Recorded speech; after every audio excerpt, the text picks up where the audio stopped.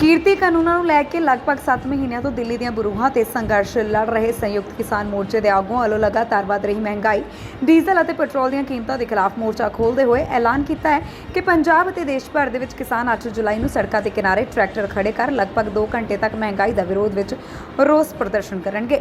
ਰੂਪਨਗਰ ਦੇ ਵਿੱਚ ਵਿਸ਼ੇਸ਼ ਤੌਰ ਤੇ ਪਹੁੰਚੇ ਭਾਰਤੀ ਕਿਸਾਨ ਯੂਨੀਅਨ ਕਾਦੀਆਂ ਦੇ ਅਤੇ ਸੰਯੁਕਤ ਕਿਸਾਨ ਮੋਰਚੇ ਦੇ ਮੈਂਬਰ ਹਰਮੀਤ ਸਿੰਘ ਕਾਦੀਆਂ ਦੇ ਵੱਲੋਂ ਮੀਡੀਆ ਨਾਲ ਗੱਲਬਾਤ ਕਰਦੇ ਹੋਏ ਕਿਹਾ खेती कानून के नाल संयुक्त किसान मोर्चे वालों केंद्र सरकार के खिलाफ बढ़ रही महंगाई को लैके 8 जुलाई को देश भर दी सड़कों के किनारे ट्रैक्टर लगा के रोस प्रदर्शन किया जाएगा।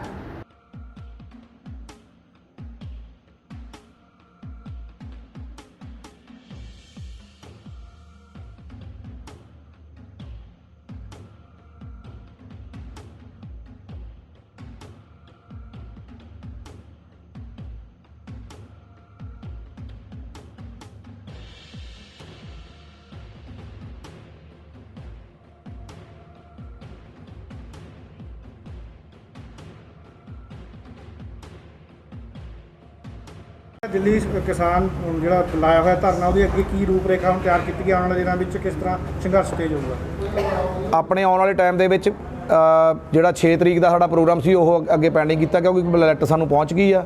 ਕੱਲ ਫੈਸਲਾ ਕਰ ਲਿਆ 8 ਤਰੀਕ ਨੂੰ ਸੜਕਾਂ ਦੇ ਉੱਤੇ ਟਰੈਕਟਰ ਖੜੇ ਕਰਕੇ ਡੀਜ਼ਲ ਗੈਸ ਪੈਟਰੋਲ ਜਿਹੜਾ ਮਹਿੰਗਾਈ ਵਧਾ ਰਹੇ ਆ ਉਹਦਾ ਵਿਰੋਧ ਕੀਤਾ ਜਾਊਗਾ ਤੇ 6 ਮਿੰਟ ਲਈ ਹਾਰਨ ਵਜਾਏ ਜਾਣਗੇ।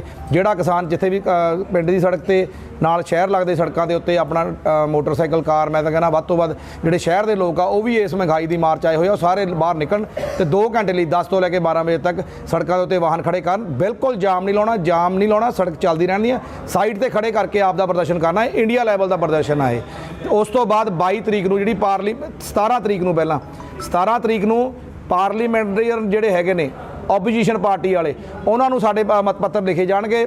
ਕਿਸੇ ਵੀ ਸਾਧਨ ਨਾਲ ਅਸੀਂ ਬਚਾਵਾਂਗੇ ਵੀ ਤੁਸੀਂ ਅੰਦਰ ਜਾ ਕੇ ਗੱਲ ਕਰਨੀ ਆ, ਵਾਕਆਊਟ ਨਹੀਂ ਕਰਨਾ, ਬਰਾਬਰ ਜਾ ਕੇ ਸਾਡਾ ਕੇਸ ਲੜਨਾ। ਜੇ ਨਹੀਂ ਲੜੋਗੇ ਇਸ ਤੋਂ ਚੰਗਾ ਤੁਸੀਂ ਆਪਣੇ ਐਮਪੀਸ਼ਿਪ ਦੀ ਰਿਜ਼ਾਈਨ ਦੇ ਕੇ ਬਾਹਰ ਆ ਜਾਓ, ਨਹੀਂ ਤਾਂ ਕਿਸਾਨੀ ਲਈ ਉੱਥੇ ਬੋਲੋ। ਉਸ ਤੋਂ ਬਾਅਦ 22 ਤਰੀਕ ਨੂੰ ਸੈਸ਼ਨ ਜਿਹੜਾ ਸ਼ੁਰੂ ਹੋਣਾ ਜਦੋਂ ਮੌਨਸੂਨ ਸੈਸ਼ਨ, ਉਸ ਤੋਂ ਬਾਅਦ 5-5 ਬੰਦੇ ਹਰ ਜਥੇਬੰਦੀ ਦੇ ਉੱਥੇ ਸਿੰਘੂ ਬਾਰਡਰ ਦੇ ਉੱਤੋਂ ਬੱਸਾਂ 'ਚ ਬਿਠਾ ਕੇ ਪਾਰਲੀਮੈਂਟ ਵਿੱਚ ਭੇਜੇ ਜਾਣਗੇ ਤੇ ਬਰਾਬਰ ਦੀ ਪਾਰਲੀਮੈਂਟ ਲਾਈ ਜਾਊਗੀ। ਤੇ ਕੀ ਮੰਨਦੇ ਹੋ ਇੰਨੇ ਲੰਬੇ ਸੰਘਰਸ਼ ਦੇ ਵਿੱਚ ਹੁਣ ਤੱਕ ਕਿਸਾਨਾਂ ਨੇ ਕੀ ਕੁਝ ਜਿਹੜਾ ਇਹਦੇ ਵਿੱਚ ਖੱਟਿਆ, ਕੀ ਨੁਕਸਾਨ ਹੋਇਆ ਸਰਕਾਰਾਂ ਦਾ ਕਿਸਾਨਾਂ ਦਾ?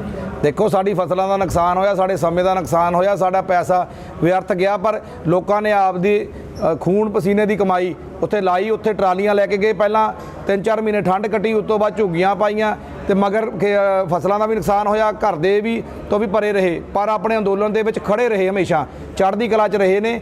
ਤੇ ਇਹ ਚੜ੍ਹਦੀ ਕਲਾ ਨਾਲ ਇੱਕ ਵਰਲਡ ਦੇ ਵਿੱਚ ਇੱਕ ਇਹ ਅੰਦੋਲਨ ਇਹੋ ਜਿਹਾ ਬਣ ਗਿਆ। ਕੋਈ ਜਿਹੜਾ ਵੱਡਾ ਇੱਕ ਰਾਈਟਰ ਆ ਉਹਨਾਂ ਨੇ ਪਿੱਛੇ ਸਪੀਚ ਦਿੱਤੀ ਆ, ਮੈਂ ਨਾਂ ਭੁੱਲ ਗਿਆ, ਪਰ ਉਹਨਾਂ ਨੇ ਕਿਹਾ ਵੀ ਜਿਹੜੇ ਅੰਦੋਲਨ ਆ ਇਹ ਮਾਣ ਕਰਨ ਆਪਣੇ ਆਪ ਤੇ ਵੀ ਤੁਸੀਂ ਦੁਨੀਆ ਨੂੰ ਇੱਕ ਅੰਦੋਲਨ ਕਰਨਾ ਸਿਖਾਤਾ ਵੀ ਸ਼ਾਂਤਮਈ ਅੰਦੋਲਨ ਹੁੰਦਾ ਕੀ ਹੈ। ਬੀਜੇਪੀ ਦੇ ਲੀਡਰ ਹਾਲੇ ਵੀ ਕਿਸਾਨਾਂ ਦੇ ਖਿਲਾਫ ਹੋ ਗਏ, ਹਰਜੀਤ ਗਰੇਵਾਲ ਹੋਵੇ ਹੋਰ ਹੋਵੇ, ਉਹ ਹਾਲੇ ਵੀ ਕਹਿੰਦੇ ਆ ਜਿਹੜੇ ਹੈਗੇ ਕਾਨੂੰਨ ਰੱਦ ਨਹੀਂ ਹੋਣੇ ਤੇ ਇਹ ਜਿਹੜੇ ਮਾਹੌਲ ਖਰਾਬ ਕਰ ਰਹੇ ਆ। ਉਹ ਕਹਿੰਦੇ ਕਿਸਾਨ ਜਿਹੜੇ ਹੈਗੇ ਆ ਲੀਡਰ ਆ ਉਹ ਆਪਣੀ ਚੌਧਰ ਦੇ ਵਾਸਤੇ ਕਿਸਾਨਾਂ ਦੇ ਮੁੰਡੇ ਤੇ ਰੱਖ ਕੇ ਬੰਦੂਕਾਂ ਚਲਾ ਰਹੇ ਆ।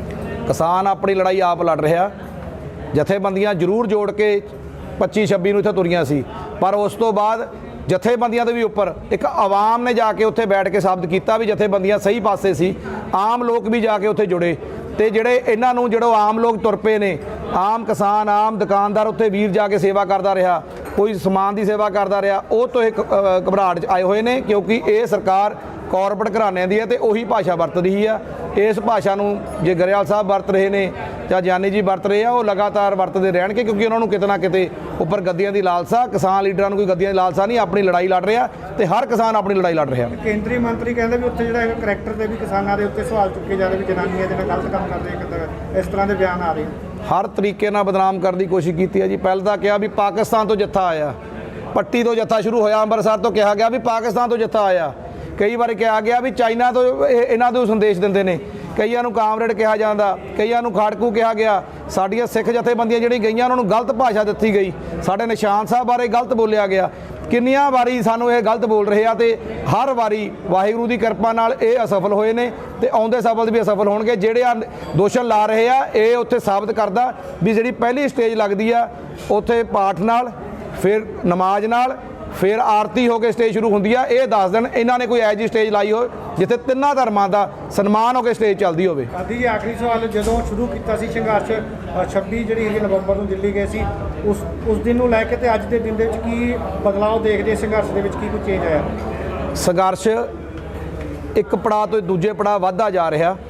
ਜਿਹੜਾ ਤੁਸੀਂ ਕਹਿ ਰਹੇ ਸੀ ਵੀ ਕੀ ਫਰਕ ਪਿਆ, ਬੀਜੇਪੀ ਦੇ ਪੰਜਾਬ ਦੇ ਅੰਦਰ ਅਹੁਦੇਦਾਰਾਂ 'ਚ ਵੀ ਵਿਰੋਧ ਪੈਦਾ ਹੋਈ, ਯੂਪੀ ਦੇ ਵਿੱਚ ਚੀਫ ਮਿਨਿਸਟਰ ਵਿਰੋਧਤਾ ਪੈਦਾ ਹੋਈ, ਆਰਐਸਐਸ ਦੇ ਵਿੱਚ ਖਲਬਲੀ ਮਚੀ ਪਈ ਆ। ਜਿਹੜੀ ਇਹਨਾਂ ਦੀ ਮਾਂ ਪਾਰਟੀ ਆ ਬੀਜੇਪੀ ਦੀ, ਵੈਸਟ ਬੰਗਾਲ ਇਹ ਹਾਰ ਗਏ, ਯੂਪੀ ਦੇ ਪੰਚਾਇਤੀ ਚੋਣਾਂ ਹਾਰ ਗਏ। ਅੱਗੇ ਆਉਣ ਵਾਲੇ ਸਮੇਂ ਦੇ ਵਿੱਚ ਅਸੀਂ ਸਿਆਸੀ ਨਹੀਂ ਆ, ਪਰ ਉਹ ਸਾਨੂੰ ਮਾਰਨੀ ਜ਼ਰੂਰੀ ਸੀ, ਕਿਉਂਕਿ ਕਿਸਾਨਾਂ ਦੀ ਵੱਧ ਗਿਣਤੀ ਆ। ਜੇ ਕਿਸਾਨਾਂ ਦੀ ਆਰਥਿਕਤਾ ਤੇ ਇਹ ਹਮਲਾ ਕਰਨਗੇ ਕਾਰਪੋਰੇਟ ਘਰਾਣੇ, ਇਹ ਦੇਸ਼ ਵੱਧ ਗਿਣਤੀ 'ਚ ਕਿਸਾਨਾਂ ਨੇ ਆਜ਼ਾਦ ਕਰਾਇਆ ਆਪਣੀ ਕੁਰਬਾਨੀਆਂ ਦੇ ਕੇ, ਤੇ ਕਿਸਾਨ ਹੀ ਜੇ ਆਪਣੀ ਆਰਥਿਕਤਾ ਜਿੰਦੀ ਨਹੀਂ ਰੱਖ ਸਕੂਗਾ ਤਾਂ ਅੱਗੇ ਕਿਵੇਂ ਜਾਊਗਾ? ਇਹ ਜਿਹੜੇ ਅੰਦੋਲਨ ਨੇ ਇਹ ਸਾਬਤ ਕੀਤਾ। ਤੇ ਇੱਕ ਲੋਕਾਂ 'ਚ ਚਰਚਾ ਹੈ ਕਿ ਕਿਸਾਨ ਯੂਨੀਅਨ ਜਿਹੜੀ ਹੈਗੀ ਅੱਗੇ 2022 ਦੀਆਂ ਚੋਣਾਂ ਲੜੂਗੀ ਕਿ ਨਹੀਂ ਲੜੂਗੀ, ਕਿਉਂਕਿ ਜੇ ਤਾਕਤ ਕਲਮ ਦੀ ਜਿਹੜੀ ਕਾਨੂੰਨ ਬਣਾਉਣ ਵਾਲੀ ਆਪਣੇ ਕੋਲ ਹੋਊਗੀ ਤਾਂ ਆਪਾਂ ਸਹੀ ਕਾਨੂੰਨ ਬਣਾ ਸਕਦੇ ਹਾਂ। ਇਹ ਪ੍ਰੈਸ਼ਰ ਗਰੁੱਪ ਆ ਜੀ। ਪ੍ਰੈਸ਼ਰ ਗਰੁੱਪ ਨੇ ਬਿਨਾਂ ਕਲਮ ਤੋਂ ਪਾਰਲੀਮੈਂਟ ਦੇ ਕਾਨੂੰਨ ਤੇ ਦਾਅਵਾ ਕਰਤਾ। ਇਹ ਕਾਨੂੰਨ ਵਾਪਸ ਕਰਾਉਣ ਤੱਕ ਜੇ ਪ੍ਰੈਸ਼ਰ ਗਰੁੱਪ ਨਾਲ ਆਪਾਂ ਸਫਲ ਆ ਤਾਂ ਪੋਲਿਟਿਕਸ ਦਾ ਇੱਕ ਪਾਰਟ ਹੁੰਦਾ ਪ੍ਰੈਸ਼ਰ ਗਰੁੱਪ, ਉਹਨੂੰ ਪ੍ਰੈਸ਼ਰ ਗਰੁੱਪ ਹੀ ਰਹਿਣ ਦਿਓ। ਸਿਰਫ ਪ੍ਰੈਸ਼ਰ ਗਰੁੱਪ ਨੂੰ ਵੱਡੇ ਰੂਪ ਦੇ ਵਿੱਚ ਆਉਣ ਨਾਲ ਇਹ ਸਮਝ ਰਹੇ ਆ ਵੀ ਇਹ ਸਿਆਸੀ ਦਲ ਆ। ਇਹ ਵੀ ਸਿਆਸਤ ਹੁੰਦੀ ਆ, ਅਸੀਂ ਕਿਹੜਾ ਸਿਆਸਤ ਨਹੀਂ ਕਰ ਰਹੇ। ਜੇ ਅੱਜ ਉੱਤੇ ਬੈਠੇ ਆ, ਇਹ ਵੀ ਸਿਆਸਤ ਆ। ਪਿੰਡਾਂ 'ਚੋਂ ਲੋਕ ਕੱਢਿਆ, ਉਹਨਾਂ ਨੂੰ ਦੱਸਿਆ ਵੀ ਤੁਹਾਡੀ ਮੰਗਾਂ ਕਿਹੜੀਆਂ ਨੇ, ਤੁਸੀਂ ਆਓ ਆਪਣੀ ਮੰਗਾਂ ਲਈ ਲੜੋ, ਆਪਣੇ ਹੱਕ ਲਈ ਲੜੋ। ਇਹ ਸਿਆਸਤ ਜ਼ਿਆਦਾ ਵਧੀਆ, ਉਹ ਗਾਰੇ ਡੇਗਲ ਨਾਲੋਂ ਇਹ ਚੰਗਾ ਵਾ। ਕਿਸਾਨ ਯੂਨੀਅਨ ਦਾ ਕੋਈ ਪ੍ਰੋਗਰਾਮ ਨਹੀਂ ਚੋਣਾਂ ਲੜਨ ਦਾ? ਹਾਲੇ ਤੱਕ ਕੋਈ ਪ੍ਰੋਗਰਾਮ ਨਹੀਂ ਚੋਣਾਂ ਲੜਨ ਦਾ, ਨਾ ਸਮਝ ਮੈਨੂੰ ਲੱਗਦਾ ਆਊਗਾ, ਕਿਉਂਕਿ ਚੋਣਾਂ ਸਿਆਸੀ ਪਾਰਟੀਆਂ ਦਾ ਕੰਮ ਆ, ਉਹ ਲੜਨ।